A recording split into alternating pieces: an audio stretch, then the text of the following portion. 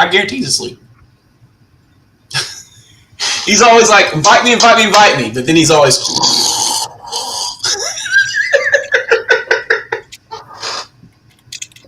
Yeah, that's the thing when you get to our age. Sleep is one of the greatest joys in life, and It's like I that know when you're people. younger. You just don't realize it yet. Yeah, I'd say we can start and he can hop in, or we can give him a few minutes. But Nah, I let's got my start. notes ready to go. I got the magazine open. Shall we begin recording and kick some ass? recording. If you want to record it, I've already started streaming. I need to share when it goes Uh, live on there we go. on the YouTube. Yeah, I thought about asking you to stream it over on my channel as well, but I'm like, nah, fuck that. Get all the views, man. I don't know how Um, to do that. I don't know how to do that. that's the other thing I didn't want to say. I don't really know how to do that. I think I could figure it out, but this is your thing, and I'm already doing reviews of the best of, and I got one more of those to do, and I'm not looking forward to it. Yeah, I'm just gonna share it to X and stuff and just get going. The I like the cover. It ties right into the damn story inside, so I dig that. Did you like the story? Yeah, I liked it. It's I different. didn't read the I didn't read the gnome story because I would have to catch up, and I'm just like, yeah, fuck it. The It's one Garden you, of Fox. you can jump in. It's episodic, so it does the gnome cache does a little thing on the front, which is like the general go over, so you can hop into any chapter as it goes Uh, along. It only does it for a few more issues, I think, and then it got dropped. But I'm okay. trying to remember Gary Yeah. Ernst. I don't recognize that name from anything else off the top of my head. That's because Ernst is Gary Gygax, just using a pseudonym. Hmm. Okay, that makes Which sense. means that the story's end is probably in a desk somewhere, and hopefully, with Castle Zygig finally getting completed, we'll get the gnome cache down the line. But I don't know. I It do depends on like Ernie's health. Older, I do like this. Ernie the younger's got heart problems like I do. So, but Mm, he's last I saw he was in ICU again. So Oh, that's not good. yeah, vitreal regurgitation. I had that for a little bit and it stopped. It's when the valve doesn't close after you eject, and blood will pool in the heart, and that leads to lower ejection fraction and also clotting. mm. Nice. No, it's not nice. It's rough. No, there's nothing about it sounds good. It sucks. I think nice in that you've recovered from it. But Amen. yeah, this one's all right. I don't love this as much as some of the covers we've had so far. I'm not sure if it's composition or what it is, but Well, as it's blasphemous as this sounds, early stuff. It looks rough, and that's a pencil. That's definitely pencil. oh yeah, Oh, like sure. I don't mind that being a pencil. I like the pencil. It's just for some reason the planet and the tablet speaks to me, and him like doing the big manly arm cross spoke to me, but this less so. I'm not sure why. The hair's different color too because the character's blonde. I'm gonna check Dragon number two real quick, since we're on live, which is what I meant earlier, not record. Uh, okay, so they probably did his hair darker so he'd look more like Conan. Is he blonde on number two? Nope, he is dark haired, as it's taking forever to load in. Yeah, the drawings are all dark haired, but I know that yes, Kothar was first team blonde, so that's maybe blonde. I'm noticing on issue five here's cover. If you look carefully, you can see like a yellow patch or two in his hair. Look, as we look directly at it. So maybe he was blonde, and then the artist is like, no, no, he has to look more like Conan. I Put guarantee in you, the dark color overneath, but you can still see. Yeah. I guarantee it comes out of printing costs. Yeah. Keep it cheap. hmm Anywho, as we enter the magazine and we get an ad for Gen Con, you'll see that uh, Mr. Cask put in a listing for Writer's Digest for science fiction, fantasy, and sword and sorcery material. I'm not sure. Has anyone seen that Writer's Digest ad? Or Nope. I do find it interesting how they were really in the early days, pushing for fiction. I really Mhm. appreciate that. Uh, we need more of that.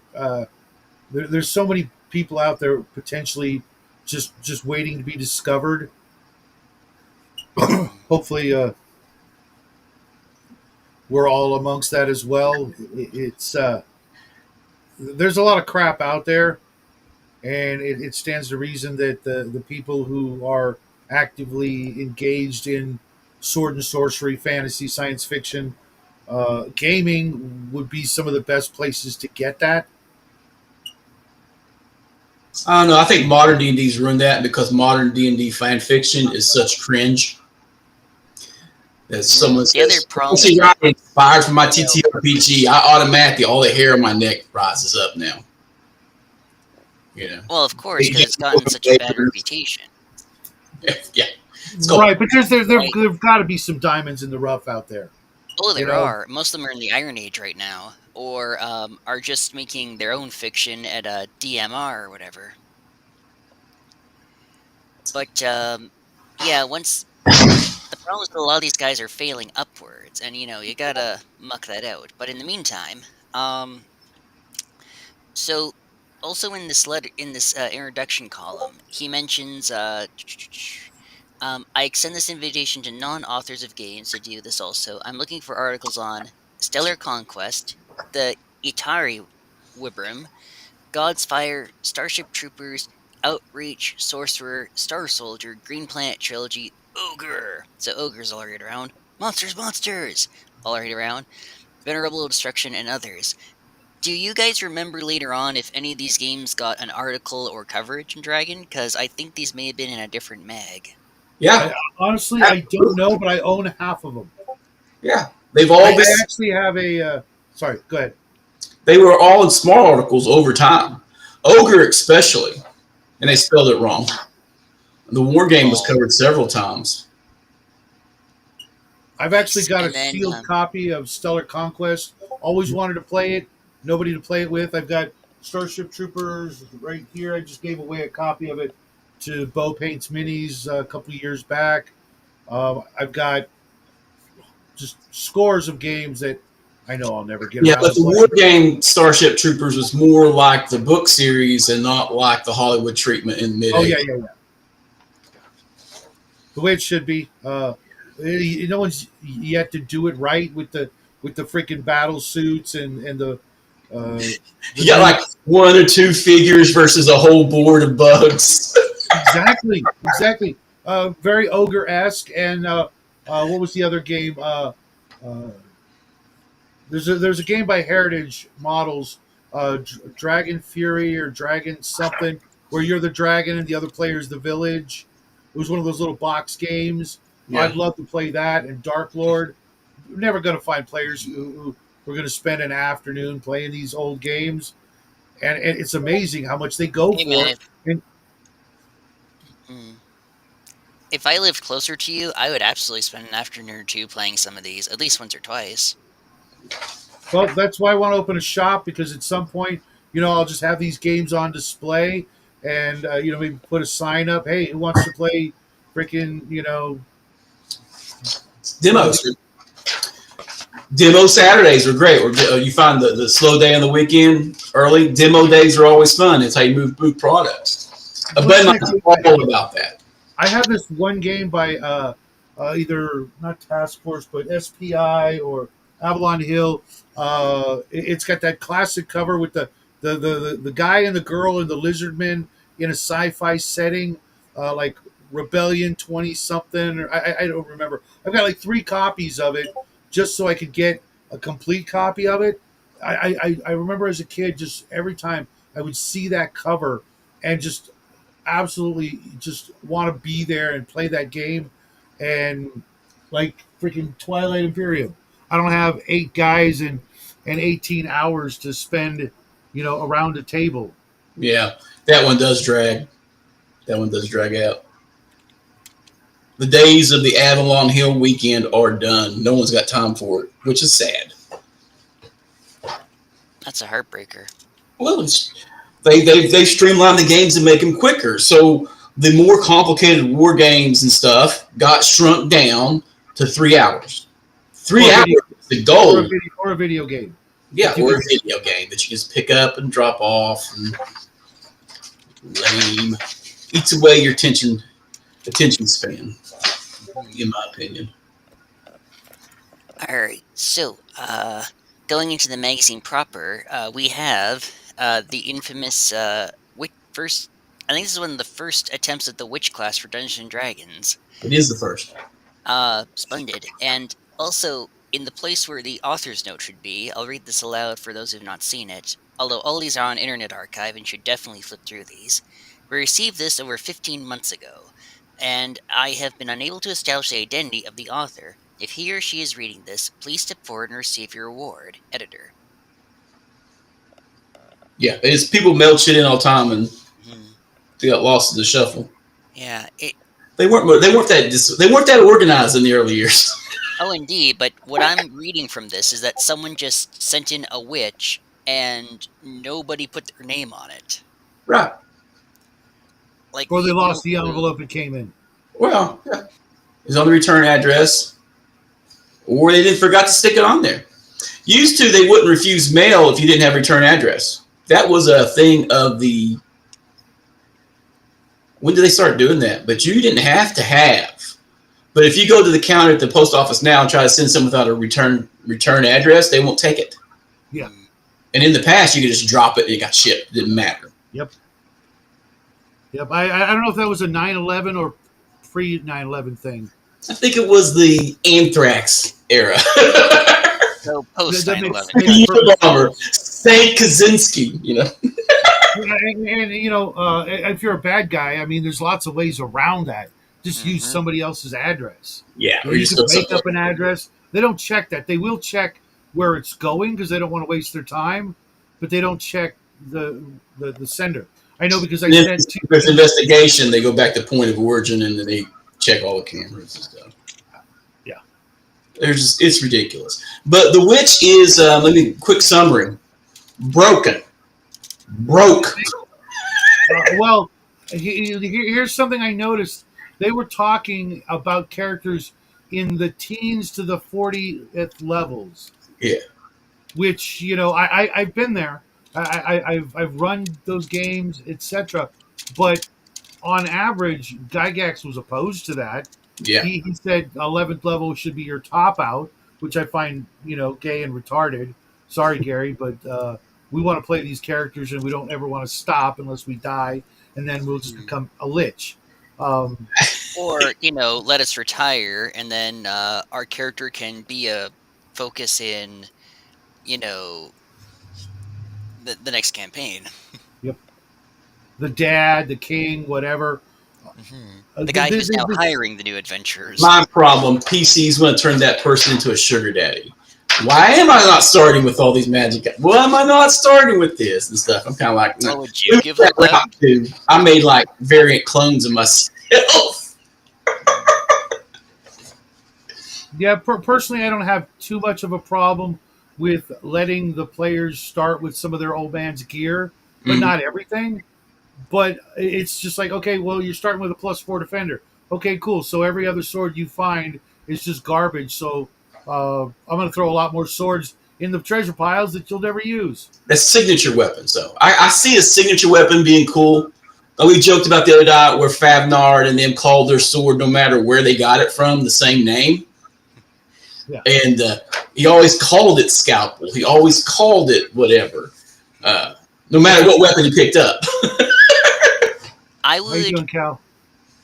Hey, man, as a compromise, I would do a thing where the patron is willing to rent you magic items, not the strongest ones, just like his +1 or +2 sword or axe that you picked up over the years. Well, I'm talking about it's your son. You're playing your character's son or daughter. How do you justify dad not freaking loading the boy or the girl up? Easy, because a child must earn his own success. Girl too. Yeah, but we're talking about the witch. We got sidetracked so fast. The witch is broken, dude. The white witch, the black witch, and then the items are just ridiculous. You notice half the stuff doesn't with a saving throw. Yeah. If you're due, no save. And the only real balancing factor seems to be that Jinn, Ifriti, and clerics of any alignment are immune to your magic, which, that's the other flip of the dick where, now you just can't interact with something or you're interacting with something too strongly. This definitely needed a bit more balancing. Yeah, it's immune to witchcraft, which is weird. But then you get these, but they have a limited number of spells. They can do 7 per day, and but they have like the ability to have a unique, powerful spell like to them that is super powerful, and they can do that like once a month or something. I did double check the exact usage. Yeah, I think that 7 spells a day is one of the balancing factors. Yeah, Because daily, and then once a week may employ one of her own more powerful spells. And some of the more powerful spells are really over the top. Like, look at this right here, like calm, summon elemental, rejuvenation, dissipation, comfort for the white witch. But then when you look at the and they got priestess, which is like a divine version of a witch, and then you get the black witchcraft, which is what your antagonist is going to be, right? So if you're making this NPC witch class at your party, it's going to be the black witch. Yeah, it says it'll be lawful 35% of the time or chaotic 65% of the time. So no neutrals. So 2 out of 3 times you're going to be meeting a black witch if you put these in your encounter table the way it tells you to. Yeah, if it's your AD&D game, these are super badass opponents. Mm-hmm. What was your favorite major spell? Actually, believe it or not, youth. Because this is like broken in a very unique way. 40 game years may be removed from the age of any single living being that's not undead, which is not immune to witchcraft. So, going back, go figure, we didn't even plan for this. The old king giving out magic items to his sons and daughters and saying, "Go forth in my name." If he's like 68, he can knock on the witch's door, say, "Hey, I'd like to come out of retirement." She can say, "Okay." Take 40 years off. He's now 28 again, back in his prime or close to. It's like, "Thank you." Hops on his horse, puts on all his epic gear, and now all those age penalties are gone.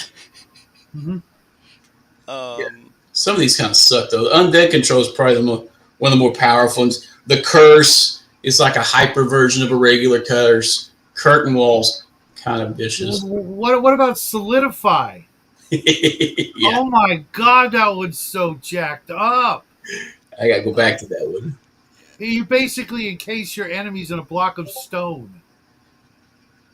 Yeah, I'm not seeing that one. You'd be reenacting the start of Dick Tracy. They did divide it. Was that in a later version of it, or was this in this one, in the issue? I'm pretty sure it's in this one and the later one. Okay. It basically, you just make a cube of not necessarily porous stone, but more or less stone around, right. like the entire group. They're just encased in stone. Game over. I think that's the precursor to imprisonment. Remember imprisonment? You get to the ground. But it didn't. Except I think in this one they will die. Yeah, they will die. Imprisonment. They're just imprisoned for almost ever.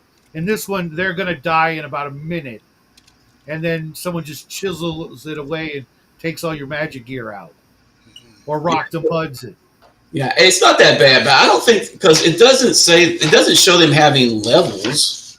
Yeah, I'm noticing. Yeah, this is more for a specialized monster than a player character, and even then, this is still a bit Mary Sue. Yeah, it's made to be an NPC. And these are people who consumed media and stuff that where the witch was way more powerful than we give it credit for in modern gaming, right? Oh yeah, like the witch was like in league and had the devil's on her shoulder for extra power, kind of like a short story coming up. Or even something like "I Married a Witch" or "Bewitched," where the witch is not a complete monster, yet she's still capable of like incredible amounts of power. Yeah. Samantha was not the strongest witch out there. Yeah, I guess it is a little bit more balancing. The spells, a lot of the spells have no save, which makes them really mean. And their major spells, they're solidified. I have my thumb on it.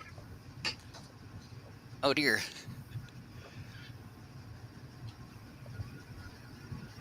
I'd Yeah, also like. I did think that skull helmet was a little weak when it came to the undead that it could control. I'm like, that's kind of weak, you know. That's not even going to be, you know, much of a uh, hindrance to, you know, a seventh to higher level party. I think the danger with it is more the Finger of Death and Annihilate Dead that it comes with. Although No, I Yeah, will say this, it sure. is probably one of the most metal descriptions of a magic item. It's a huge, charred, bejeweled dragon skull to be worn like a helmet. I mean, that's just pure barbarian pulp right there. yeah, the finger death and animate data, and these two powers may be used repeatedly. Those are at will powers. That's finger death at will. Animate dead at will. I animate. Yeah, I that's finger death. the I thing. finger death. I finger death. Mhm. It's a save or die every round. I will say this about this article. The artwork is beautiful.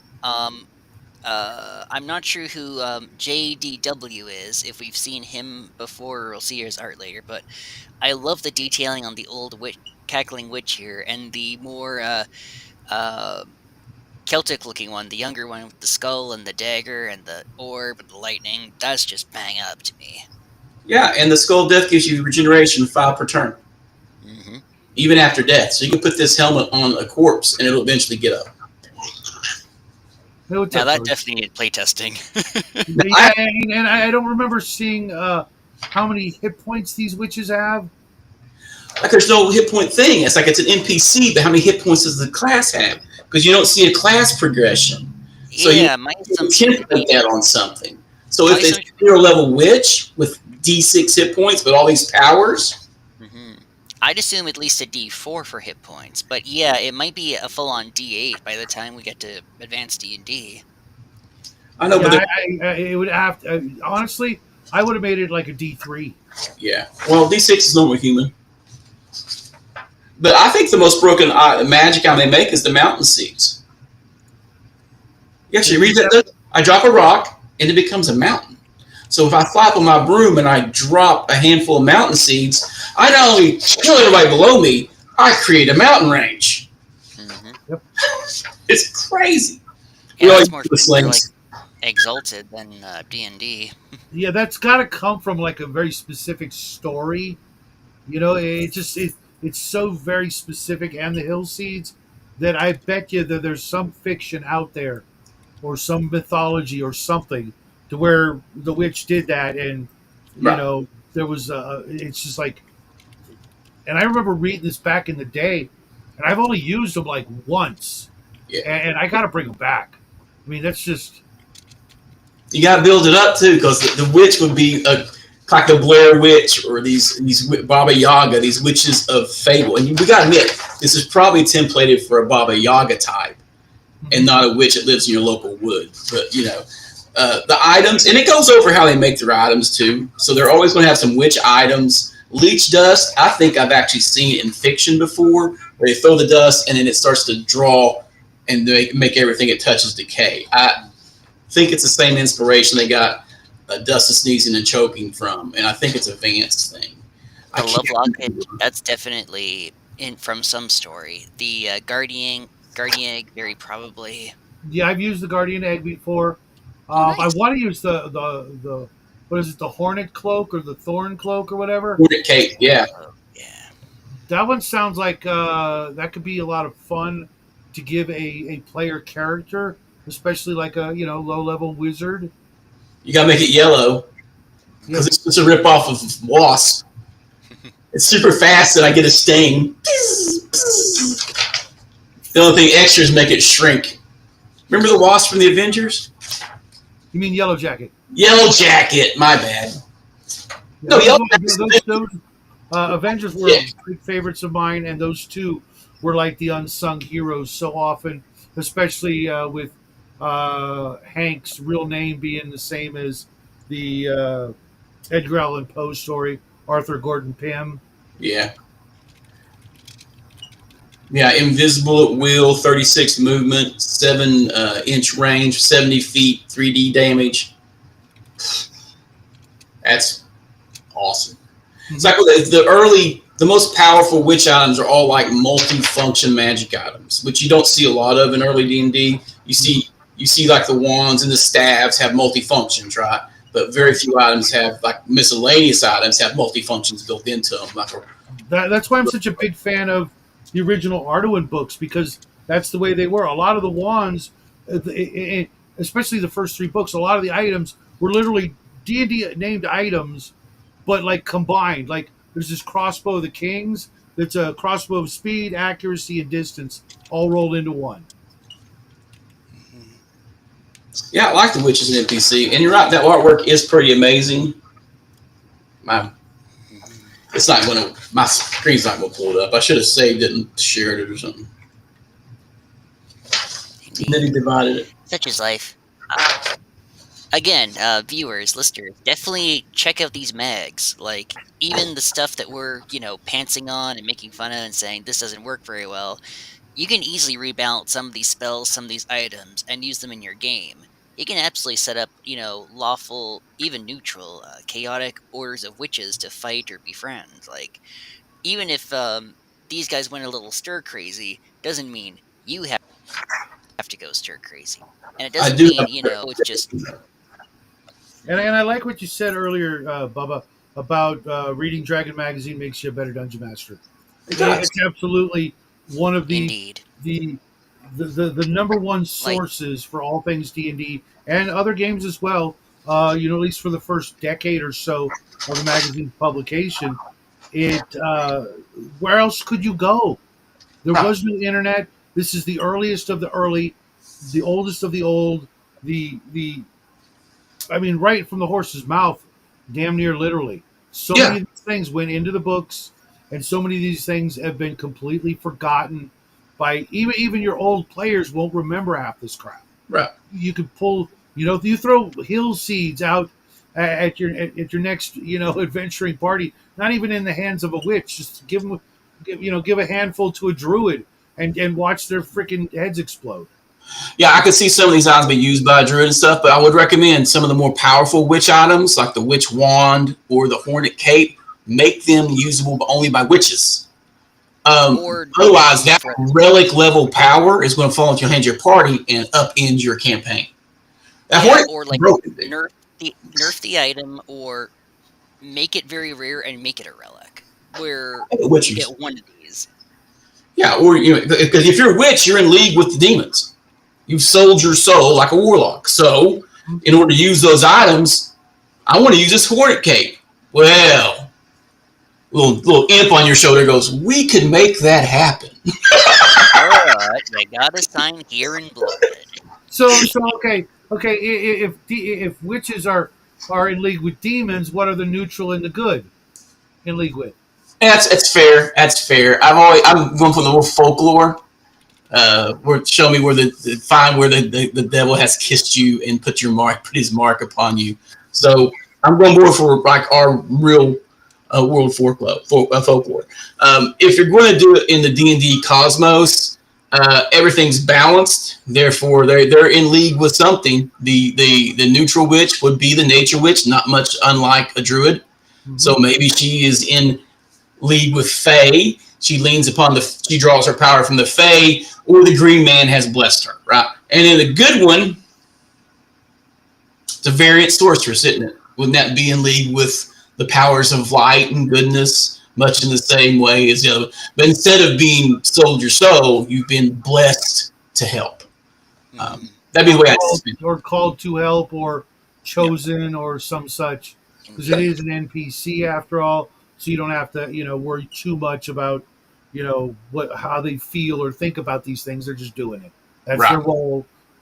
That's their, part to play in the great, drama of your game and life. And I not all know. mysteries need explained. I know. If I was to introduce a witch PC at least for a game like this, I would use either the Adventure Conquer King Second Ed Witch, which does something very similar, where you pick if you're like a Sylvan Witch, a Diabolic Witch, what have you, or I do the Witch from Hyperborea, because that one is a very good reiteration of the class that's not completely and utterly broken. Yeah, I almost look at like the neutral being just freaking druids. You know what I mean? And just give this stuff to NPC neutral druid orders as opposed to it's something completely different.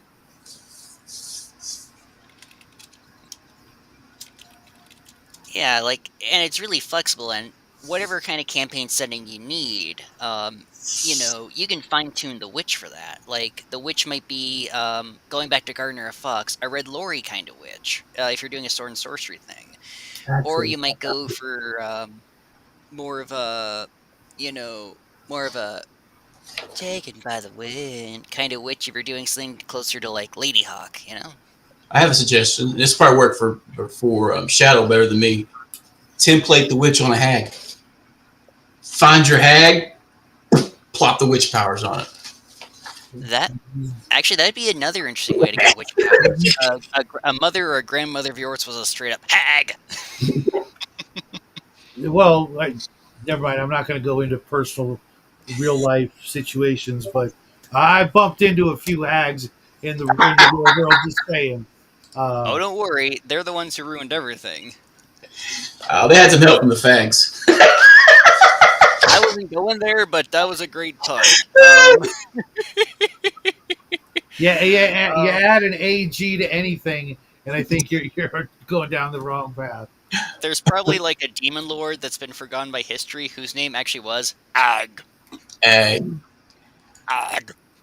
You I'm gotta roll taking the that right R's. here and right It now. I'm doesn't exist, stealing but it. I'm doing it. I'm throwing it in my game. Uh, the Demon Lord he's a Ag. complete obnoxious demon lord. He just makes everything a little bit awful whenever he's around. instead of like being a title for Sith, Darth X, it's like whatever egg. That's his name. Whatever Ag. Whatever I, Ag. Skywalker is dead. There is only egg. You're the best. But are we going to keep talking about I this? was thinking instead of Darth, it's Ag Sidious, Ag Vader. There you go. Yeah, Ag. Thorntwine. Ooh, the Supreme Ag. My problem is I had a DM who didn't know how to have limits. And when he threw a witch at us, there was like a coven of them. So they were all doing their multiple major powers. It was ridiculous. But Yeah. In a lot of ways, White Box seems uh, almost broken from the get go. So many things were just uh, ad libbed, yeah, improvised, just whatever, all the way back to the basic premise of like wandering monsters. If you're in a dungeon, they're keyed to level. right. In the wilderness, your first level and a dragon flies by. Yeah, you don't want to hex crawl real till third to fifth level. And Although even I should then, note, you're fucked. It's just straight up, proper fucked if you're in the wilderness and the DM's just rolling random. Yeah, it's hard to get away too. And you could roll some big stuff, but I always viewed it as you work the borderlands of these old dungeons first to third, and then from third to fifth you had to work out deeper into the lost lands to find the bigger dungeons, right? Mm-hmm. Which means that's when you had to hex crawl. I think hex crawl, depending on how much you want to put into it, is way deadlier because then you have environmental hazards like exposure, starvation, and other types of deprivation, which I do like to play up. I like to play up the fact that if you're on a floating island, like in my current Highfield campaign, the place is falling apart. There are earthquakes and weird weather because you're up in a weird altitude with a nexus that's moving around. So the weird magical nexus causes bad weather. And you can fall off the damn thing. 300 feet! Roll your dice. That's why the wilderness and Dungeoneers survival guides were created, to handle all that before there was even a term hex crawl. Yeah. It's like go back to Lord of the Rings when they're going through the mountains, dude. What's the one thing that they're really terrified of doing? Falling off the trail and dying. They're not worried about fighting a horde of orcs or horde of goblins as much. They're trying to avoid that. But if they slip, you're done. It's over. Yeah, people tend to forget how much of the Fellowship's quest was logistics. We need to get to here. The enemy's putting up this blockade. We're gonna have to take this route. Yeah. I mean, that's left over from his First World War experience. Oh, absolutely. Yeah, here's sort of a this is not for Dragon, though it might be in here somewhere, listeners. Along with fantasy literature, you should also be looking up the Wild West and the first two World Wars. Those two will help you understand what a Dungeon Dragons adventure is like. You have to be a tactician. You got to be a survivalist. Yeah, I agree with that to a point. I think pulps and stuff with a serialized way we go into adventures, we Hmm. serialize it. So pulps and serials will give Oh, you give you the base work, what they work with, and then the historical background, all that other stuff to how to implement all these hazards into your game would be good research. indeed. Like so many of these pulp writers were either in the military or lived on like a frontier town. Edgar Rice Burroughs, I think, was a merchant in like a really violent part of the Wild West at one point. You can absolutely see that in his John Carter of Mars Yeah. stories in Mhm. particular. He, he, But he, speaking of that, he was in Reconstruction, and Reconstruction is a weird period in American history. oh yeah.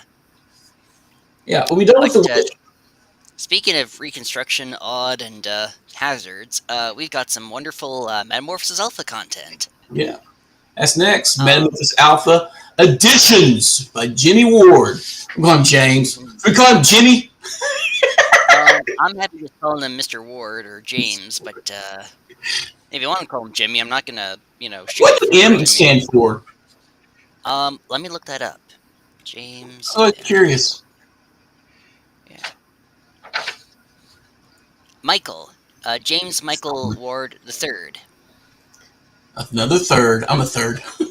I always joke my parents lacked Oh, imagination. nice. Now it goes over stuff that was omitted that they didn't get enough explanation in the original Metamorphosis Alpha. And I'll be honest, Hmm. I've never looked at it. I've never seen the system. Um, It's pre it's Gamma not too far World. from D&D. Yeah, it's a cross Hmm. between Gamma World and AD&D, or not White Box Yeah, and Gamma World, just the precursor. There's a lot of weird mechanics, but a lot of the mechanics would hold over into Gamma World, like your con being, the number of d6 you'd roll for your hit points. yeah, A lot of weird tables for resistances against radiation and poisons and stuff like that. Uh, it it was a weird game. You get the free PDF. I think I got. I think I actually paid for the PDF from Drive Through. It was only a couple of bucks, but I don't see I could. I don't even think I'd want to play in that game because it was, really. you already know that the world is hollow and I have touched the sky thing. You already know that. Well, going into it, so the big mystery is already taken away. You've got to like lure people into that game and not tell them it's Metamorphosis Alpha. Sure. I can see And that. People don't have suspension of belief like they used to. People have a hard time with it, I think. I think modern gamers have a hard time with suspension of belief, as opposed to the early years where it was all new. It's like, oh, this is neat because they hadn't seen it before. Now we've seen it, we've read it, we've heard it. It's back here. It's in the back of your mind. So you recognize. or it comes across as boring and a Uh, been there done that kind of mentality that I, well I would that, say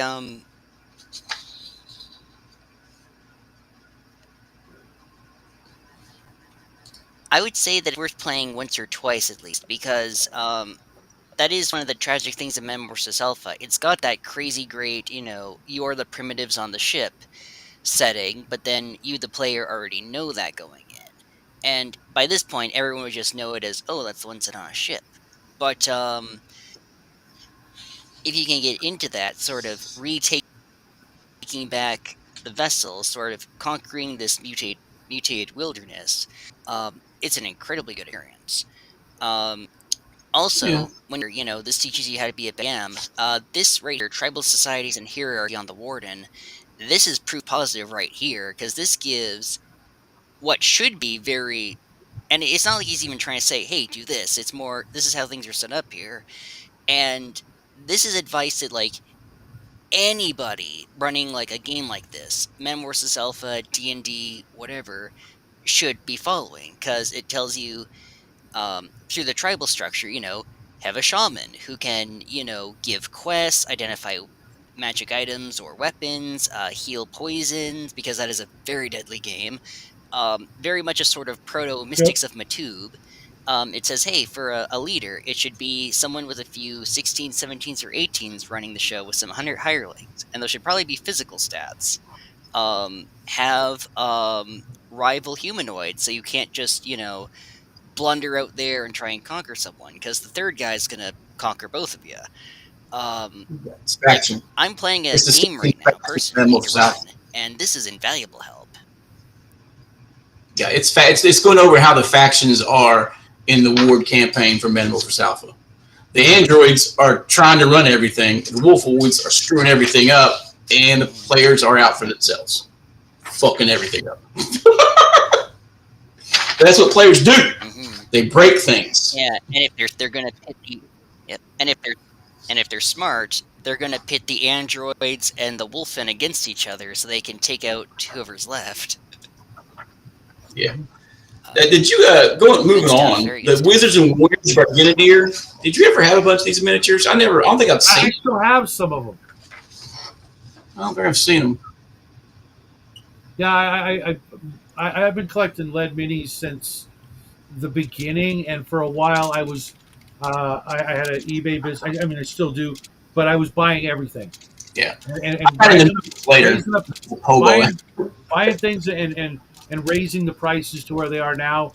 But I would get large piles of minis uh, because I wanted these minis, and then I get this other stuff, and I've got boxes full of just what I consider crap. But now I look and I'm like, oh my god, that's older than I am practically. Pieces from Pedal Throne and other things.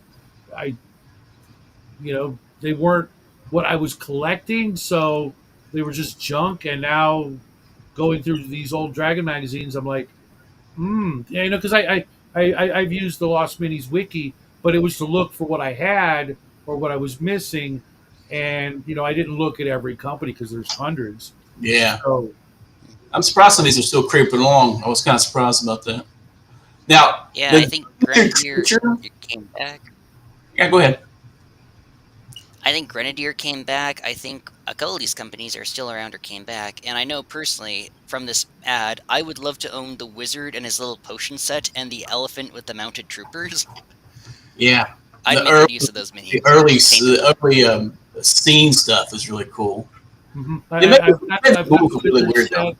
Um, if you're interested in that stuff, just go on eBay, do a search: Grenadier models, miniature lead miniatures, and lead miniatures, etc. Hit the save search, check your regular notifications, and set yourself a budget that you're willing to spend, and just be Yeah. diligent. You've got to literally uh, do the work. That's the hard part. Is the everyday searches and keeping up, or even if you only do once a week and look at the ending soonest to see what you might be missing out on, you'll find the stuff.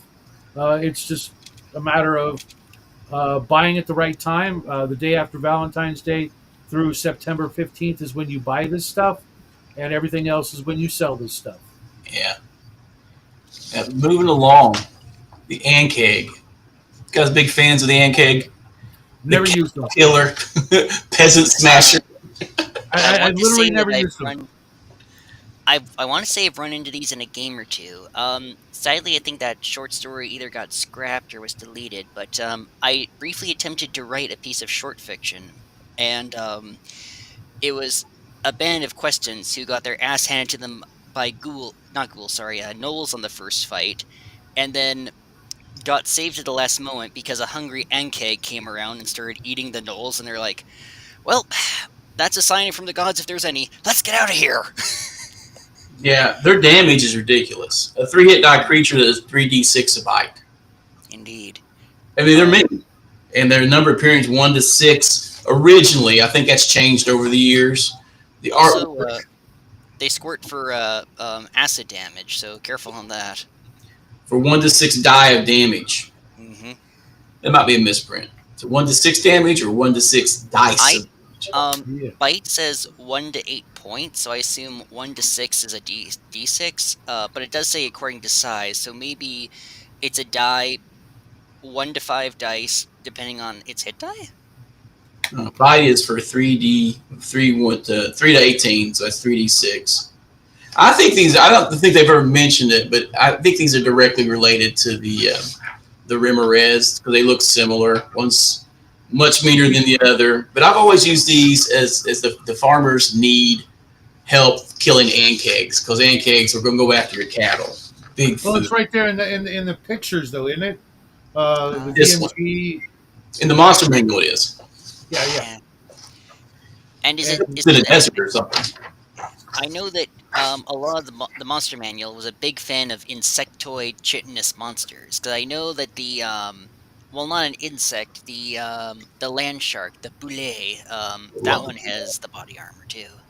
Well, I think that was just intuitive creation because you have to justify armor class, Mm-hmm. and chitin makes great armor. That's why it exists in nature. Beef it up even more, make it human sized or bigger, and you're dealing with something that's going to have an effectively high armor class in comparison to a snake or a lizard, maybe, until you get to the bigger ones. Because uh, scaly armor is not bad, but it's not. You look at the story we read. The main character had no trouble whatsoever, driving his sword through snake heads, literally their heads every time. It was like not even a called shot. It was just like that's what's there. That's what I'm hitting. Yeah. Yeah, and this is the one thing about Early Dragon I didn't like. This is continued way back in the magazine. You get barely information, all illustration, and then it's like towards the back of the book before, and there's like 3 articles on one page wrapped up, and I hated that. I'm going to go start, finish, next. Yep, and it was all because of the ad placement. The Dragon magazine before us. Mm-hmm. Did you guys go over out on the limb Geeku, some of the letters? Yes, I did. There is actually something I'd like to point out on the limb. Yeah, actually highlight stuff. From Keith A. Abbott. I'd like to tell you about a massive campaign I've been working on, situated in a hypothetical world of Loria, the world of infinite possibilities and adventures. It's on our own Earth. It's only about 11 light years from our world, from Ouroboros. However, the scope of this campaign is so much I cannot create and run it. Therefore, I am putting in a national basis to get an entire campaign running. I need 55 good dungeon masters willing to run an area about 600 by 600 miles for up to 20 players. I'll at least say this. This guy's sheer chutzpah and ambition, I'm not sure if this ever got off the ground, but I need to say holy to this crap, guy for what giving an optimism. Or was it really like that where you could wrangle up a couple hundred players for a campaign? Just think about the Hyporia campaign. Yeah, play by post. Think about that Space Empires game that I keep saying the guy looks like Jesus in the background. You could absolutely do stuff like this. How long it would last would be who knows, but yeah, D&D well, that's and stuff just like it. that. It probably would have lasted. It probably did last. And trying to do that today, you'd be better off, slitting your own wrists and jumping in the bathtub. Right. Not necessarily. On Discord, you can do something like this now. That's kind of why the OSR thing, the Brownsteins, they're really big right now. Love them or hate them, or both in equal measure, because it's so much. You can do it again now. It's so much easier now. Yeah. Discord's much easier to use than the old BBS. But look at Gygax's early table in Minnesota. It's Minnesota. How many people did he have in that fledgling campaign that was West Marches? Not everyone played on the same day. Cass played different days, right? Mm-hmm. He was Robular, right? Tons, man. Tons. Who's the last guy standing right now? The last one of the old guard is still alive. He played Robular. Huh? Coots. Right? He was Robular. He played solo. But there was like 16 or 17 people at a table. Not everybody could make it, so there was a rotating group of people. That West Marches style was how the game was made originally. That's why your stuff for the cons and your early stuff has 16 pre-gens in the back. Core of X amount of players plus hirelings and henchmen. Yeah, there was big groups. 20 I mean, people. Not everybody can make it back to the same table every week, but you had lots of people. In high school, my core group was up to 16 people. Hmm. Well, in Yeah. high school for me, I was running out of a game shop, so I literally had, every time I went in there, people would just come in. I didn't know them. They brought in their characters. Okay, we'll do something. You know, so yeah. But today, I I would so want to vet these people. I'd want their fucking social security numbers. You know, Go well, background check. Get your pedo ass out the door. I'm not even. It sounds funny, but I would literally, I'd have to spend the $50 a person to do a background check. Unless I knew them. Can you get a group discount? I think it's better than that. Depending on the services you can get, where you can just pay for unlimited. Actually, every place I've ever gone, I've had to pay for my background check myself. Every one of them. Really, Yeah, I did when I became however, a security coordinator. I had to get one then and stuff. if that's genius on their part. Sorry for your loss of Is what it ducats. is. you if you're know, unsure about me, I'd be willing to chip in for the background check on me. If you don't 100% trust me, dude. I mean, like, no. I mean, I don't you think know, I've got anything to hide. It's just, Oh, well, I promise you, I don't care though. I mean, here online and stuff, we can sort of do a fast track get to know you kind of thing. But oh, yeah. first time, you're holding a big ass game in person or something. Yeah, So modern session zero is an actual FBI background check, and can I have your password to your Facebook account? pretty much. Oh, Wizards of the Coast, what you wrought upon us. I, I mean, would you be any different? No. Well, I'd want to meet you guys at like a game store online first, but like, if 9 times out of 10, or 99 times out of 10, if someone's just coming over to my house for a D&D game or a game of like the Conan board game or whatever, I'm gonna trust things are gonna go well unless, the guy comes in with this creepy glare, he's looking at the knives, he smells of something illegal, that's when I'm gonna be like, listen, buddy, I this can is make not it really short and sweet. I can just look yeah. someone dead in the eye and go, hold on, are you a commie or a faggot? Bam! And then they Or automatically reveal themselves in or pure worse, rage. or or something worse than both of those put together. Sir, do you Exactly. work for the FBI or the CIA? I was say pedo, but it's synonymous now, isn't it? So, It shouldn't be, but it is. so I was looking at this one of these one here, and he has an early fear. This is in Dragon 5, and we're still Oh, I'm glad you brought that one up. I almost forgot about that one. I fear you are going to become bogged down in such a plethora of rules, subclasses, etc., that if we all are used, the game could easily become practically unplayable. And I agree. That's why, as a DM, you set the parameters of what we will be using and what we're not using. And just because you have a splat book made by X does not mean X splat book will be allowed into the campaign without me first talking about it. That's right. I The think that DM needs really kicked off with 3. This, 2 this letter two is the most. was so absolutely prophetic. It's terrifying. Yeah. Hmm. Like, There's here's a the thing. People are like, "Oh, this person predicted." No, this person saw what was happening. And on top of that, it's like even in later first edition, this was becoming a problem. People say it started with the second. Oh no, power gaming had definitely become an issue. It's like you, the player, and you, the DM, need to vent stuff. You guys need to, not you as in you too, but just players of these games.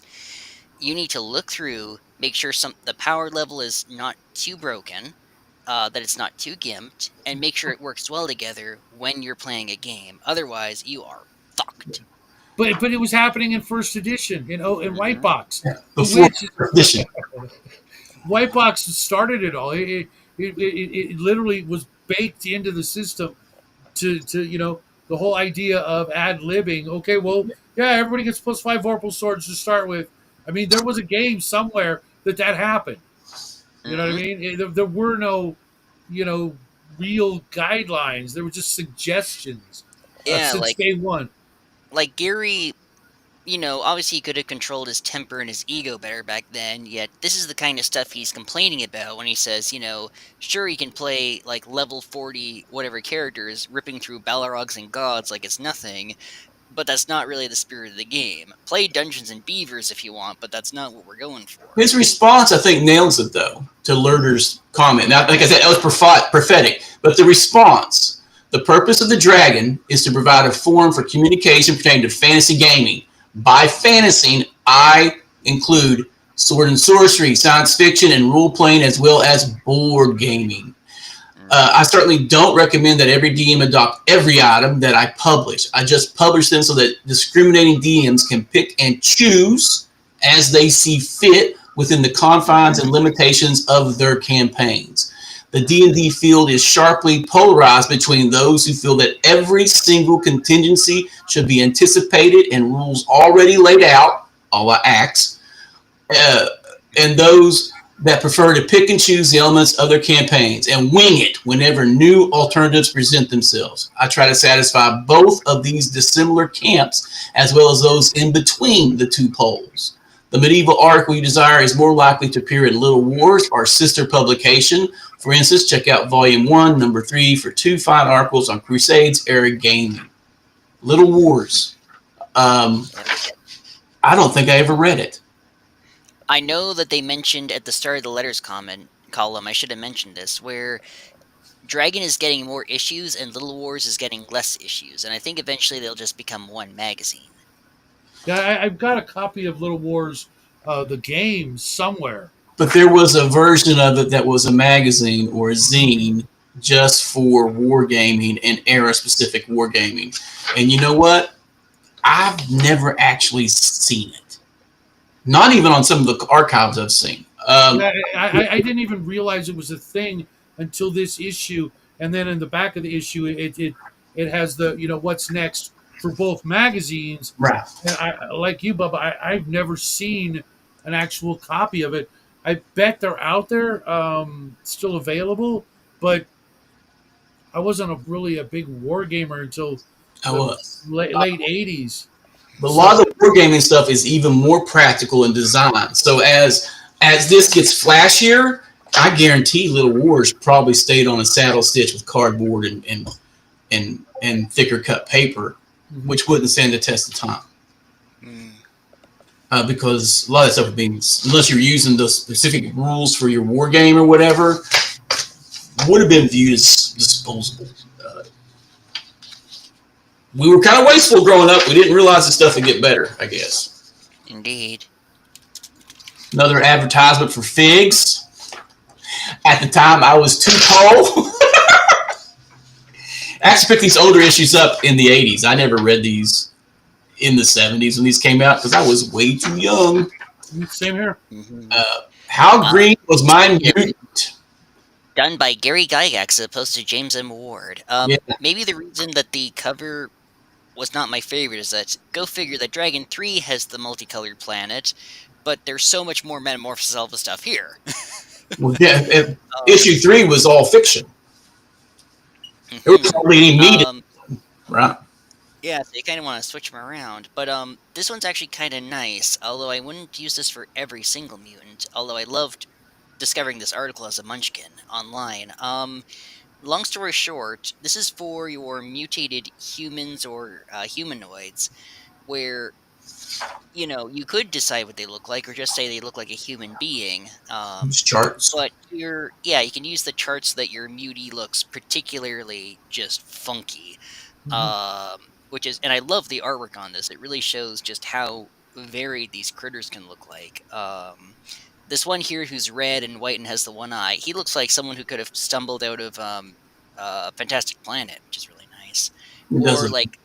Or like a Spider-Man cartoon done by Bakshi. Although, more tragically, this issue of Dirt here, because the resolution's really low and the screen's kind of it is slipped up. Yeah, I couldn't read it. I want to comment on it, but I can't. My eyes hurt me so badly reading this last night in my living room because I removed the LED lighting from that room and went to incandescent lighting that is purely amber. For now, I need a brighter light on my shoulder to read, and it's can't read. Hurts my eyes. Damn it. Yeah, I made sure to read this yesterday afternoon with actual just daylight. Mm-hmm. But I do have a clip-on rechargeable bendable light that's got all three types of light in it. Very, very handy for when I just want to chill and read a book. From Amazon? Or did you pick it up locally? Amazon. It was If like you 10 remember the model, bucks. send me a link. I need a good one for reading because I've been reading in that chair. And during the day, if the sun's up where I'm right next to the window, it's no big deal. But as the sun sets, I need another script. I'm going blind. I took my glasses off and just held it like this. It was ridiculous. But that's how I read it. That's how I read this stupid short story, which I really liked.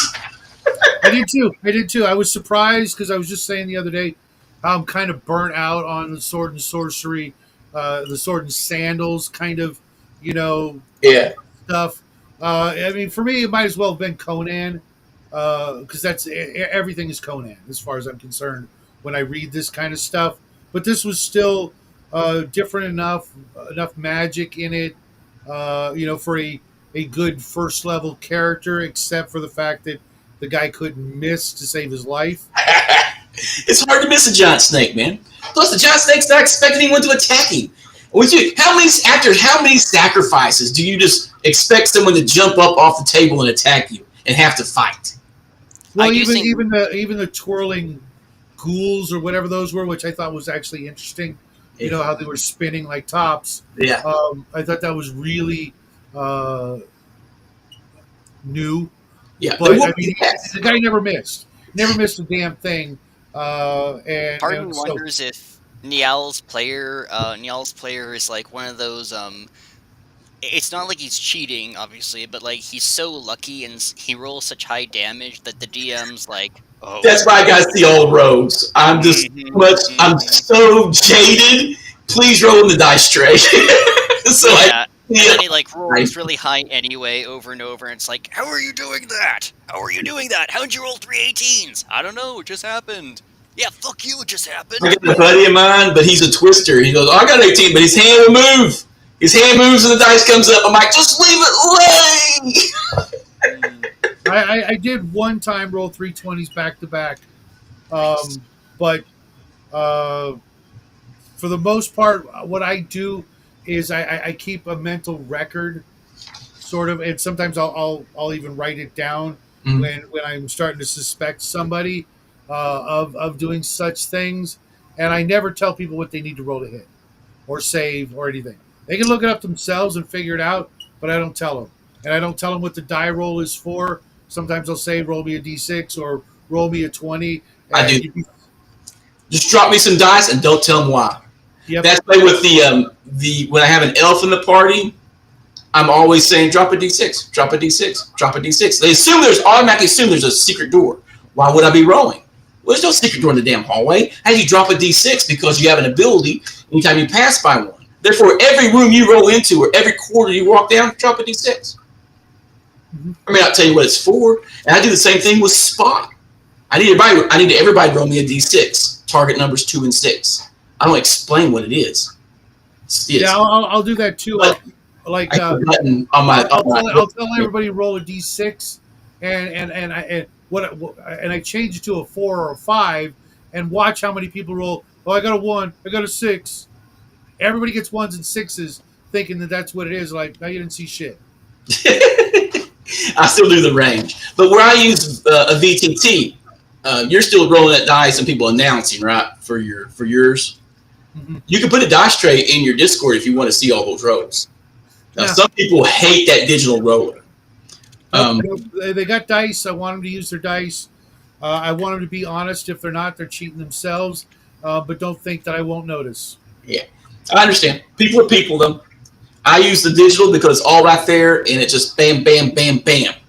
It's all out in the open. Justin and somebody else, I think, actually have a die roller on their phone, and I'll accept that too. That's where you want to go. It's like, but I've got people like Omen who literally owns like 50 pounds of dice, So Yeah, it's like, dude, go ahead, roll your dice. I trust you.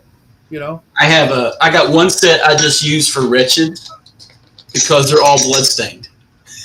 Nice. I'm still rolling with the same set of dice I've been using, the same exact set for 30 plus years now, black I and gave white. mine away.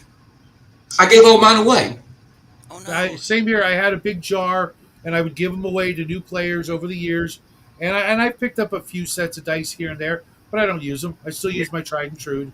I gave away all my 3E, and I gave away all my dice when I got diagnosed with stage 3 cancer. I just gave them away. I was like, take them. And then later I sold all my 2E stuff. And before that, sold all my TSR stuff ages ago. So now I'm down to one shelf of books. That's it. I'm a digital guy. It's weird for a guy who loves the smell of old books. Like, that will instantly put me in a good mood. If I walk into a bookstore, all stress I would just... kill to be able to walk into a book. I have literally not walked into a used bookstore in close to 15 years because there's not one within 100 miles of me. There used to be one real close I would go to just when I was having shitty days. Oh no, wait! I take that back. I walked into one, Where Tanner and it gets was exposed. entirely romance novels. They still have the smell. Oh no. There's the smell of old books plus desperation. Billions must read James Patterson or whatever. This is where Tanner gets to boast because they're not the best ever, but there's a couple used bookstores in Saskatoon 45 minutes away. And in the other direction 45 minutes is one place that is just swimming with sci-fi and fantasy. So I'm not able to get every Appendix N or inspirational source material book I need or want, but I picked up a good number of them. And one day I'll have to, if it would not be feeding my ego too much, I'll have to show off my gaming book shelf. I need to take a video of this place that's out in Argonaut, rare bookstore. It's literally up a hall in the middle of nowhere, and it's just packed with books. The modern bookstore is all laid out for extra stuff in a coffee shop. This is back where it's all kind of tight in. The books look old. The whole place smells old, and it's just in the middle of nowhere.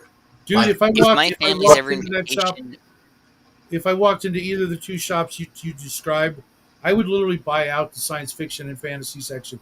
I would take it all. I These would are not all even first hesitate. edition, so Well, it's not science fiction. It's all like old fiction and historical stuff.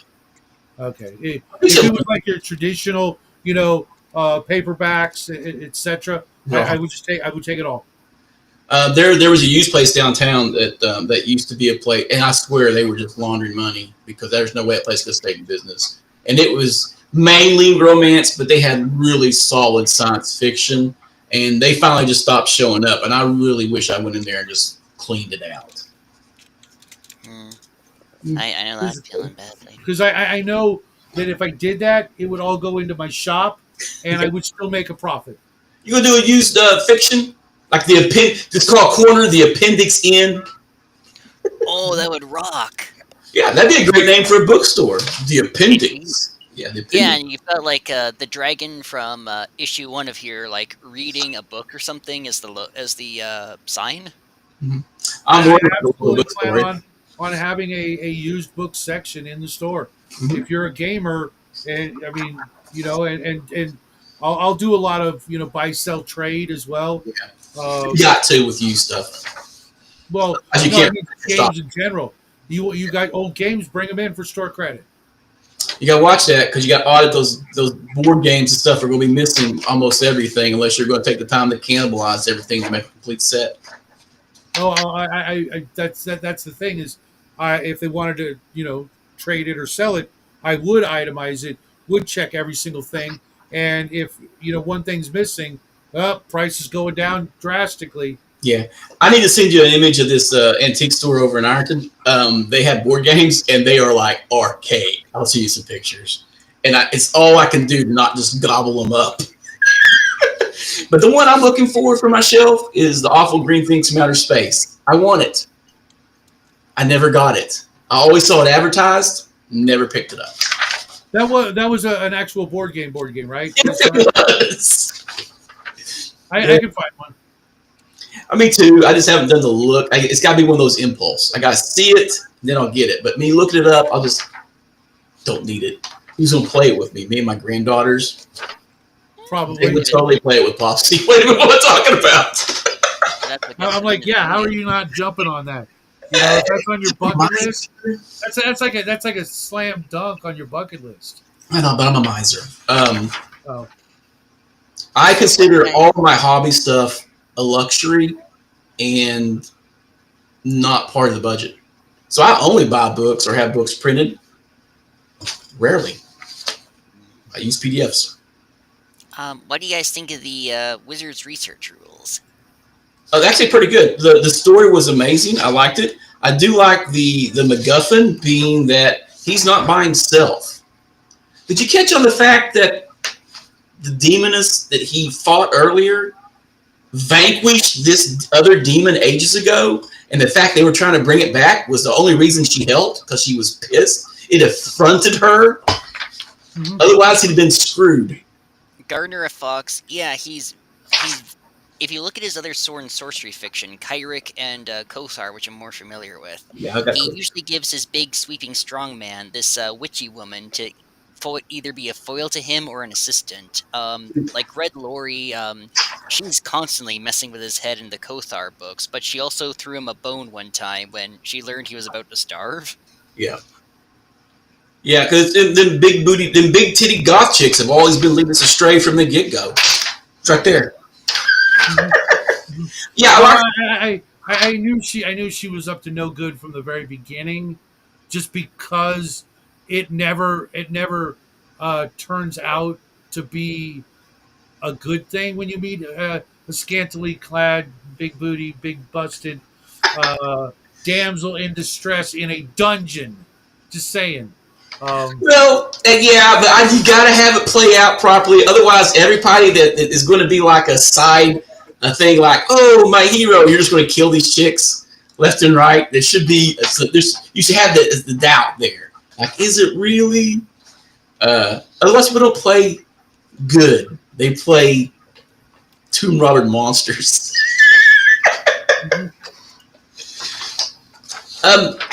I don't like. The only thing I didn't like about it because you can make curse items on purpose, and I typically make it as a failure of creation.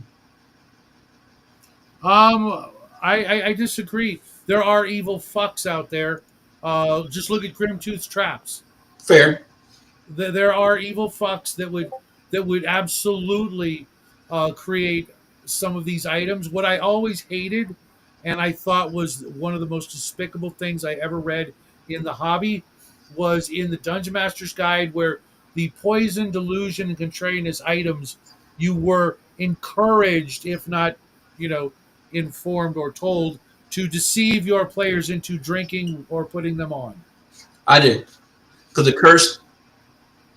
a cursed item should not reveal itself until the worst situation. That's the nature of the curse. Right, but go look back at how they describe the poison in the potion section. It literally, you're literally encouraged to get your players to drink the poison. I guarantee you, if you did that and you did that wrong, you'd be losing at least one player every time you did it. I've never had that. I actually had a guy charging the combat thinking, but I actually, when like potion delusion, I wait and I hear someone say, I hope it's a potion of healing. I say it's a potion of extra healing. That's what you wanted to hear. So that potion delusion was carried around, and then the big battle, the dude drank it. I said, roll 3d8 plus, or 3d6 plus 3, because he was playing OSC. And he goes, blah, blah, blah. I was like, okay. He goes, I got that many hit points back? You sure do. And then I told the rest of the party, he doesn't look any bit different. And he goes, but I healed. I was like, yes, you healed. And right into combat he charged. Making the potion delusion extra healing is even better. I feel better. I charged into combat. Yeah, but think about it the other way. If you tell the players it's X potion because you determined it was X potion, and then they drink it and you say make a saving throw. Well, that's part of the curse. I mean, yeah. And then they die. But I typically don't make my poisonous potion rolls appear magical. Poison's not magical. right? Although you could fail, but if you failed your um, creation and you really screwed it up and you made a magical poison, it may still radiate magic, but it's poisons usually don't radiate magic in my games. Very rarely we have one that's a failed potion that you drink and oh shit, save or die. But it would identify as something else. But if they're trying to sip everything to get an idea what it is, that's when you find out it's poison. Save or die. You just drink a random bottle in the dungeon, reap what you sow. Yeah, but the way uh, I'll, I'll I'll find it later. But yeah, I remember um, what it said. Yeah, same with the scrolls. The scrolls, as soon as you read it, as soon as you look at it, bam, the scroll happened. The purse scrolls happen. mhm. And I printed off a thing that's a D100 effects. So the next time I get a cursed scroll, I'm not even going to think about what it is ahead of time. I'm just going to somebody roll a D100 when they read it. Drop me a D100. Let's see what happens. Can't wait to be the victim of that. Nice. And speaking of victims, we have a real dynamite article next. The infamous Gandalf was only a 5th level magic user. Yeah, I disagree with that. Yes, agreed. Like, obviously, this is before. I think this is either right around the time or right before the Silmarillion drops. So, No, it's got to be after. Yeah. oh So yeah, that was 76. Well, Yeah. just because of some of the references in the lore that I don't recall from uh, the four books. right. They were talking about things, and I know those words weren't even in the Hobbit or the Lord of the Rings. Are you sure? I've made the same argument prior to reading this article because he didn't do a lot of magic. There wasn't a lot of what we call D&D magic in these books. It Right. wasn't meant to be a D&D game. D&D Yeah, was meant to emulate and go beyond everything in Tolkien. The fact Indeed. that there's the creation process of making a true ring in this magazine is is further proof that D&D was meant to go way beyond Tolkien, and Tolkien was doing the best he could out of whole cloth, just out of his, pulling it out of his ass, and the literature he'd read, that he was able to do so well to inspire D&D in some level, Indeed. is all we need. Trying to Yeah, like no dissect one was it. demanding Gandalf be like 75th level. Well, I'm kind of interested in this as like a thought experiment. Bill Siegelman, he's really taking the wrong tone with this. This is a lot of this. Let's see. It's very I'm smarter than you, or you're blowing things out of proportion, or You get just that a lot in gaming. yeah. Like, Mhm. part of me wonders if maybe Tim Cass thought he was a bit much, because if you look at the bottom here, it says, "Please address your responses to Out on a Limb, editor." Um, what I would say that you can salvage from this is, and this is always sort of a this can either go really well or really not, because oh, this person did this thing, he must be level whatever, when he may be closer to higher or lower that. Putting the character's spell lists and abilities and stuff together for a non demigod angelic wizard would be a good way to put sort of an a character from a book with the serial numbers filed off into your game as an NPC. Mhm. So like I wouldn't have him be called Gandalf, obviously. I'd call him something else. Maybe Good even enough. Good Golf. Yeah, Lord I of the love that Rings, book. nice. Yeah. Um, if I was gonna do a discount Gandalf or Good Golf or whatever, then I would take note of the spells he used, set him at the appropriate level, with some, a thinking mount and a sword, pop him in there, and that'd be good enough. Although that is something I'd like to posit to you guys. Is it better to have like a 4th or 5th level take on the NPC, or do you do the whole giants of the earth and it's them at the end of their career and they're really powerful, or something in between? It depends on the situation, wouldn't it? I mean, Yes. and I don't know about you guys, but when I make NPCs for my games, they go up in level, not quite like Elder Scrolls or Morrowind or whatever, but they go up as they would go up if they do things, in the background, or they're whatever they're earning experience points Yeah. too. They go up. So and a lot of times, like I'll make an NPC in the group, and he's like super high level, but he's high level because I do the multi-class human thing where they start out their career as one thing and then they do another thing and maybe even a third thing, and you're meeting them at some point in that one of those careers, so you don't know that they're also, they used to be a 13th level ranger, you know now they're a thief. Okay, well, they're acting like a thief, but they're tougher or smarter than all of that. So the players don't get to look at my character sheets for my NPCs, and half the time they don't care. But for me, I'm keeping track, and you know, I like to have fun with the NPCs and giving them. They've all got something that they don't want to reveal to the rest of the world. The world sees them as this. That's fine. They've always got something else going on, just like real people. Yeah, we lost Tanner again. He went poof. He needs to hurry up and get back. I got to take a leak. Yeah, Um, we're done. I mean, Gandalf. I don't need the gamification of fiction. no, So I do like them illustrating what spells to what the fiction was. And yes, Gandalf used pyrotechnics a lot. And guess what? Regular AD&D wizards never use that spell, but he used it for great effect all the time. And flame arrow was probably not variation of fireball. This guy wants to make variation of fireball. Variation of fireball, dude. That was flame arrow.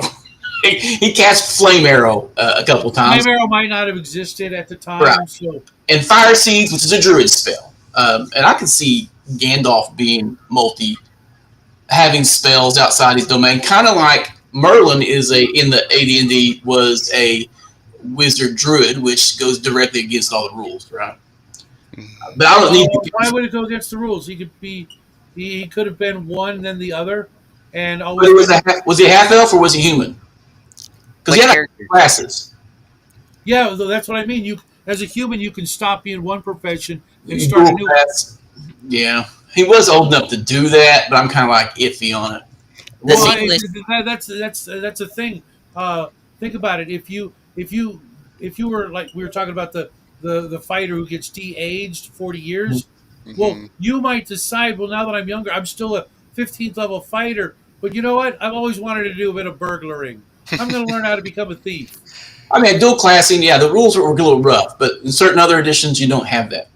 Mhm. I Versions. would I would say both the really good thing and the really bad thing about like uh deities and demigods and the giants from the earth, which we're going to get into later in the year, because I really like this and I really hope it continues, is that a lot of these guys do bend the AD&D rules. You'll see like chaotic good or neutral good druids when they should just be true neutral. You should see classes that maybe someone shouldn't have, sage abilities.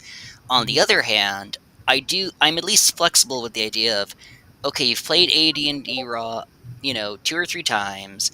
We can up the power level a little and we can bend the rules a little now that you kind of understand them, as long as you're not just going in there to break them, which is what a lot of fifth edition players do, and it doesn't work. Well, I also look at it another way.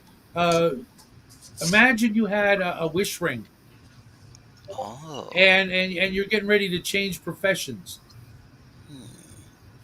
Yeah, it changes the rules of the game. It's meta currency. Wishes are meta currency, just like limited wishes are meta currency in your game. Hmm. And if you allow it, and they certainly did, the number of times I've seen the word wish in the last couple of Dragon magazines in the Yeah, a lot. beginning blows my mind. I never hand them out ever. Just like resurrect, it's not going to happen. You're I going to wouldn't call die. it. Suck it up. Make a new character. I wouldn't call it Um, sins of the youth, but I think people, they're familiar with the Arabian Nights. They're familiar with all these movies where the hero's looking for a wish, and they're like, "Oh, wish! You can just play a year or so, and you can get access to him, no problem." And then realized, well, not realized it was meta currency, but realized why that was not the way to approach it. A wish is more like a twist of fate. It is, you know, shaking the very pillars of the earth. And wish will draw the attention of powers.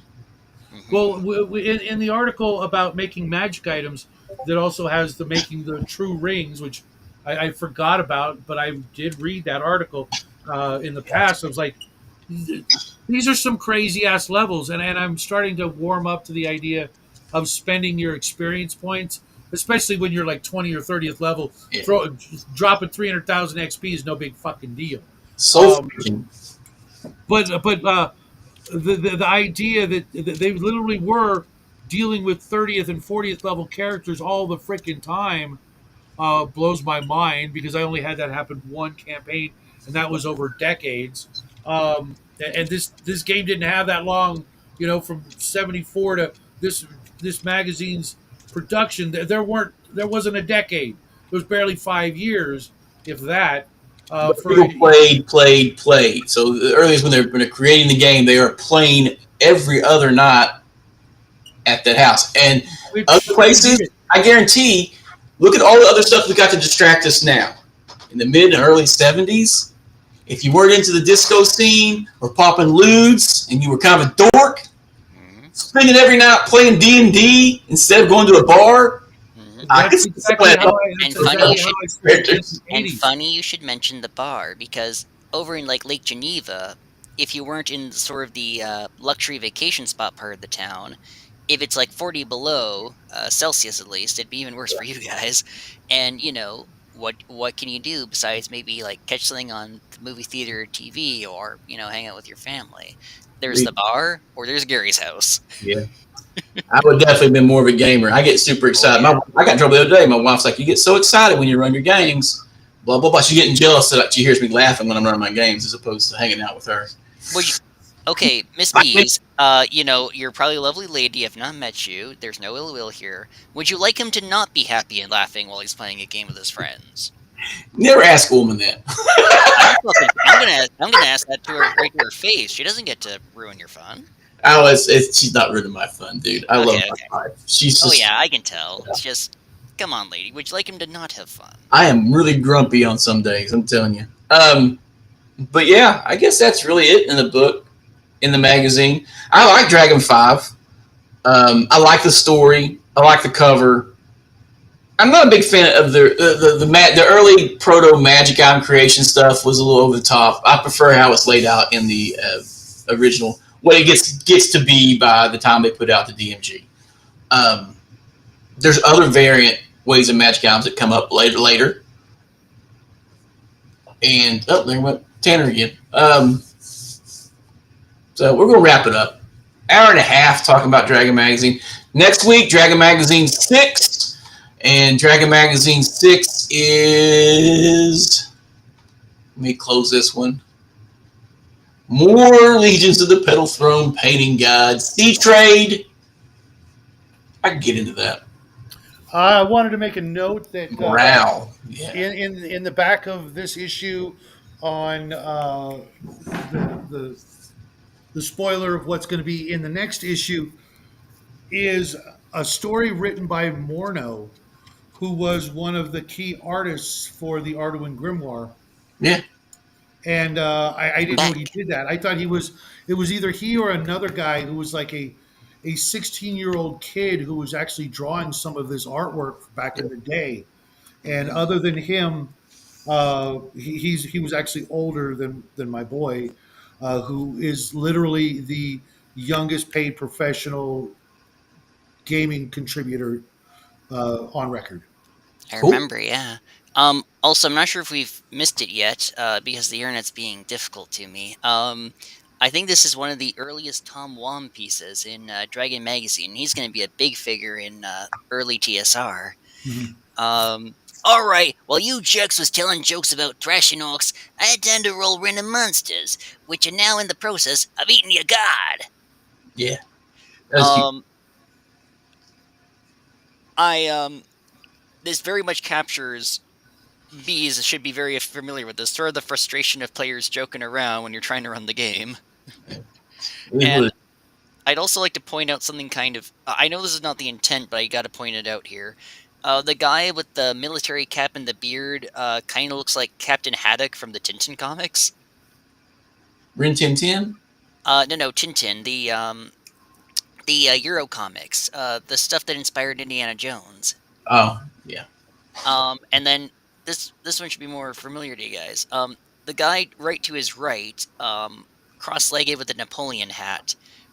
He looks like Captain Crunch crossed with like Gonzo.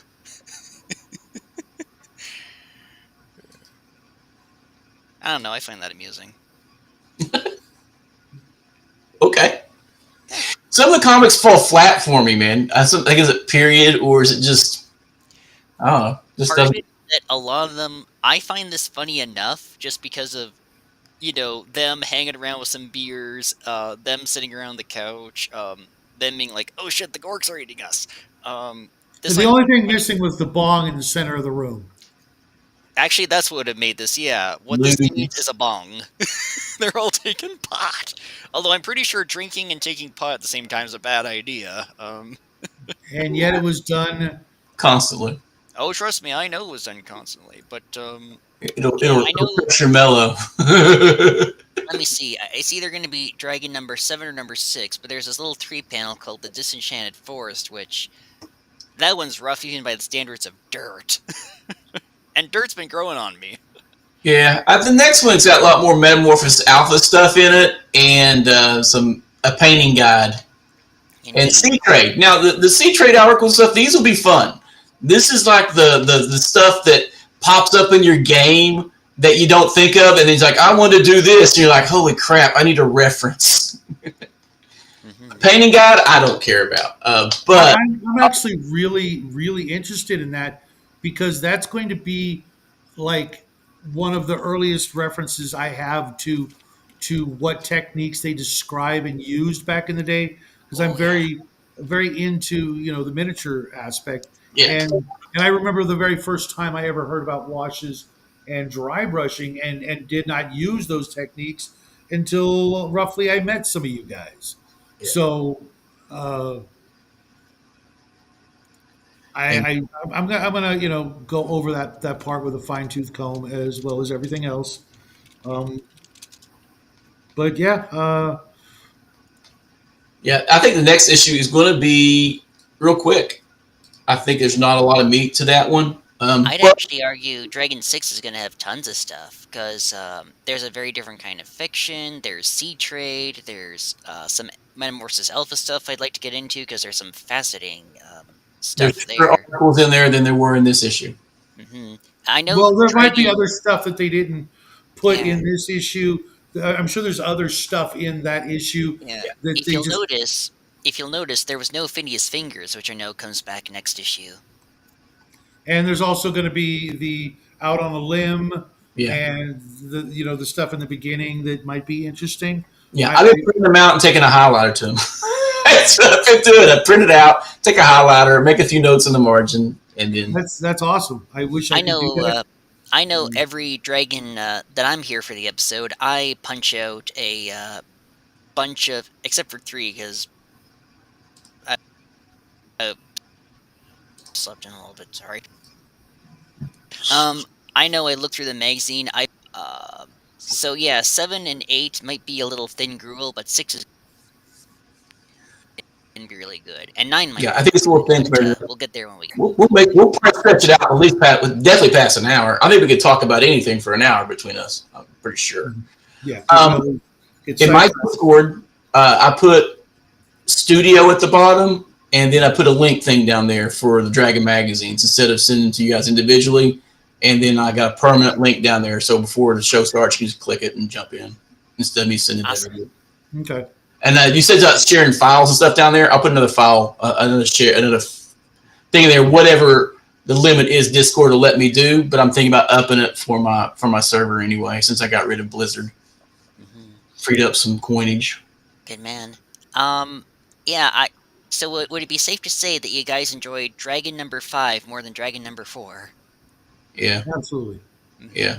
Like, I've got a soft spot for 4 because I was a bit of a Techumel nut as a kid and teenager, and obviously Proto Appendix N. But yeah, this one has a lot more immediately usable content for more games, so Yeah. it definitely I've gets only met one other person who was excited about Empire of the Petal Throne, and he was kind of a weirdo.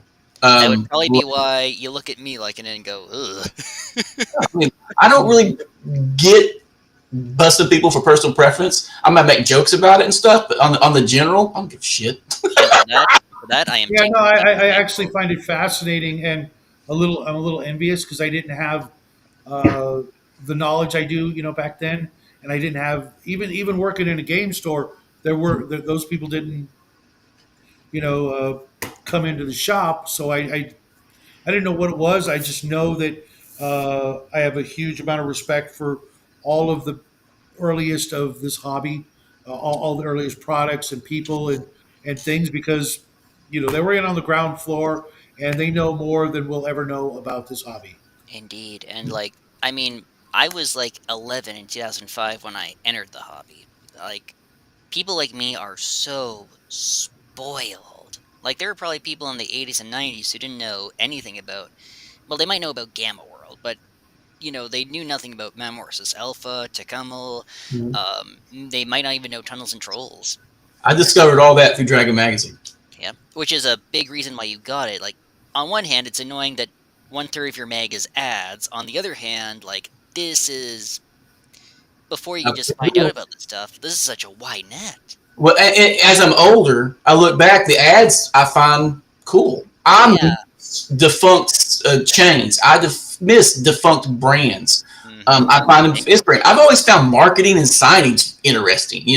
there is an art to it, oddly, despite it being marketing. And like, even Yeah, as a kid, I loved seeing like these old, beautifully drawn ads for stuff that you could no longer buy anymore. you It can felt like argue that marketing is a perversion of art, but yeah. that is what I Even was in thinking. Yeah, I meant like more an even in art to old it as comic in books, yeah, there you go. I love seeing those. So It's rage. a little glimpse of what was really going on Mhm. at the time. Yeah. And I started in the hobby at a game shop, working at a game shop every spare hour of my life for the first, you know, part of like 79 through 83 or 84 as a young preteen to teen, and I was surrounded by old grognards who are I'm certain now all but a couple are gone, and even there's stuff we never saw. Tucumel and Tunnels and Trolls never showed up, Chivalry and but Sorcery, did that ever show up? yeah, Typical Petal Throne, in contrast, I think another reason it didn't expand as quickly was it was more expensive versus all the other games at the time. Oh yeah, maybe. like because D&D it came in nowadays it'd be 50 or $60, but that came with 3 booklets in a little box. And Tecumseh was twice that amount, and it was in a huge box with big old color. And it's a beautiful cover, but it's like you really gotta shell out for it, you It know? was It's more of an investment then, and its rarity because it didn't catch on as broadly made it more expensive later on. Therefore, indeed. that's that. The cost to entry is a factor in all forms of economics. So And going to a very different kind of tabletop game with trading card games. What a lot of um, critics and financiers and stuff keep telling you is don't be scared to make the starter deck a little bit of a loss because you want players to have that initial buy-in. Yeah, so that they buy more It's kind of cards. like the drug trade. The first one's free. I've never seen anyone give away free drugs. It was probably a thing back in the day, and now that the economy's fucked, it's like, no, no, no, you pay me first time. The only people who give away free drugs are sexual predators. Back in the day, Important life it advice. wasn't necessarily Watch giving it theirs. away per se. It was like here, try this. Right. Yeah, free You sample. You know. So when my wife has moments, when you find out that some women become addicted to drugs, that's been her focus for her whole career before getting to the VA, is they were forced to take drugs as children because it makes it easier to molest them or it makes it easier to pimp them out. know. And that becomes a coping mechanism because in your brain, terrible things happen. I need to feel better. Bam, I'm gonna go shoot up. And that's that cycle. So I've never personally experienced people handing out drugs, but I've known of people who have were forced Mhm, because that's how they got shoved into addiction. mhm. That's the Because other people could be that's the other part of the story you never hear. So Very sad. like when you find out So how do you take your alcohol on your when you go into when you go into rehab. There's more than one way to drink it. There's more than one way to take your alcohol, and that's when you know if you're not just drinking alcohol, you've gone beyond levels of alcoholism and embraced a whole new subculture of fucked up. Yeah. Don't any do drugs, kids. Stay in school. Don't butt chug. honestly, we can give you like gaming advice and use this from this mag, or we think this is ridiculous, but if you do it, honestly, above all else, please, even if it looks fun, even if all your friends are doing it, it's not worth it. Don't do drugs, stay away from the needle. It's just Stay in not. school, kids. Stay in school. I feel like I'm waiting for Nancy Reagan to walk in and talking to us next. Hey, Personal experience. All my hard party friends, I outlived them. Yep. imagine, It does eat imagine into your that. lifespan. It does eat into your lifespan. Huh? Drugs. How you outlived all your party friends, and eat your greens while you're at it too, kids. Yeah. Get a good night's sleep. 8 to 12 hours. I don't hang out with a lot of the people I used to run around with. I see. Godless. Godless heathens, and they're dead. Well, I got shunned a long time ago for other reasons, but we'll get that. I'll go over that in my other channels. Next Thursday, Shadow, if you want to simul stream it, I'm fine with that. I just got to tell me how to do it because I don't have a clue. No. I wouldn't dream of taking away the few It's not viewers. taking away anything. I do this for laughs. You know that. Yeah, but I want other. I did the one-on-one with you because I want all my friends to be your friends as well, and I want them to come over here and see what you do because you're one of the funniest guys I've ever met. I'm not funny. I'm just insane. I don't think you're insane. I think you're honest. I'm honest. I'm brutally honest, and that hurts me a lot in the real world, I guess, because well, it really shouldn't hurt you. It's just sort of. Well, we live in a world where up is down and down is up. Just saying. Mm-hmm. Yeah, my wife was like, "You need to learn some tact. Why'd you say that?" And I'm just like, "Because it's the truth. Because it's true. They're being retarded." Yep. I guess Bridget don't talk to me no more because I was really. What do you think? Are you sure you want to ask that? Actually, here's something that really does bother me. It's like people will ask someone, "Hey, what do you think?" and they get really mad that it wasn't the answer they're looking for. They just want affirmation. They want you to give it was an open-ended question. What did you think was going to happen? Don't ask, "What do you think?" if you don't want to know what he thinks. Yeah. But anyway, next Thursday at noon, we're the midday guys, and I'm gonna. Let's ask what you got. What projects you working on, Tanner? What are you working on? Anything otherwise? Let's see here. I'm trying to punch out that novel a bit more slow and steady. I'm gathering up resource material for the next campaign, which will probably be AD&D. Yeah. I'm playing tons and tons of games with you and with other people. Really. And I'm researching dragons, so I can do this because I love talking about these old dragon magazines. I love talking about these. Also, if it be no insult to you, I'm also thinking if I can figure out how to use this system, doing a similar series for White Dwarf. Yeah, go ahead. I mean, I'd pop on. Knock yourself out. I was never a fan of White Dwarf. But I've got a bunch of the old ones. I came in and around the issue just under 100, I think. Played through the 80s, and they freaking screwed me over with my favorite games on every shot. They're also going to reference games that were never ever released in the United States. Indeed. This would be like the first 100 or so issues before they dropped all non-Games Workshop stuff. So it would be this is a finite series, but we've got like well over 200, 300 issues to go through, and this would be about a third of that. I'm probably going to cut off before 3E. I'll do 2E. Oh, yeah. Because I consider 2E the decline of TSR, right? That's the absolutely was. Absolutely was. And then 3E is a new system, a new game, a new era. That's where modern gaming begins, and I don't want anything to do with it. When modern gaming had begun with Vampire? What year was it? No. 91. Well, I guess 2E ended in 90. When did 3E release? 2000, 2000. February 2000. So 90s, I was busy.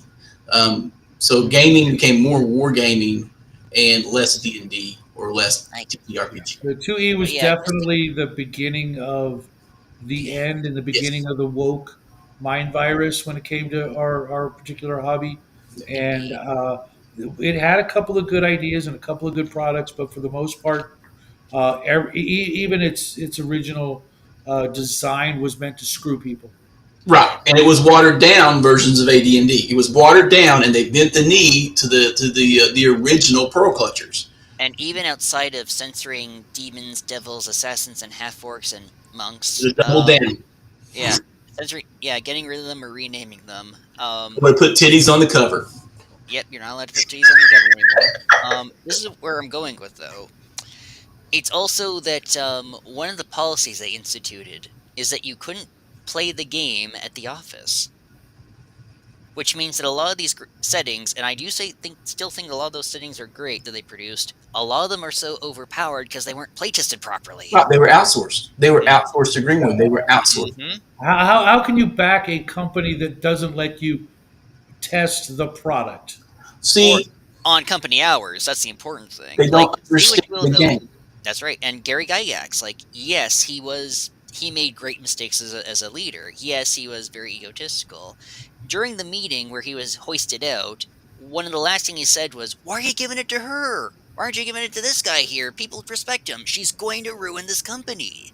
And while it took some time, she did. She Yeah, absolutely did. when you view, see, they were gamers who made a company, and then they brought in people who ran companies, and Mhm.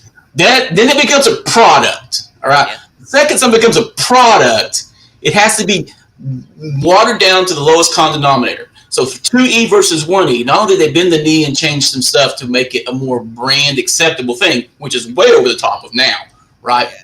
They they had restraints of what you can't and could put in the game and blah blah blah. And it In got less fact, gritty. That the original sword and sorcery, sword and sandal, um, the grittiness was gone. Right. hot and It became heavy. more Disney. Mhm. Yeah. And Became too soft. And go figure, that's why Warhammer Fantasy Roleplay got so big in the late 60s and Vampire got so big in the early 90s because it was willing to go places 60s. D&D just couldn't anymore. the 70s. But the vampire thing was a lure to theater kids to play role playing Hmm. games and I goths. remember There that. were chicks who played LARP stuff that Well, we here's the thing. didn't run them out of the bar. I'm just saying. That's great. And I'll be blunt here because there are White Wolf games I actually do enjoy, but this is very important here.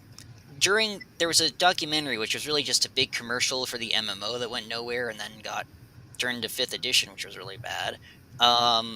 There's actually a comment from a game store owner where the vampire players, the White Wolf fans, they'd come in, they'd go right to the aisle, pick out the latest release, go to the front, buy it, and then leave.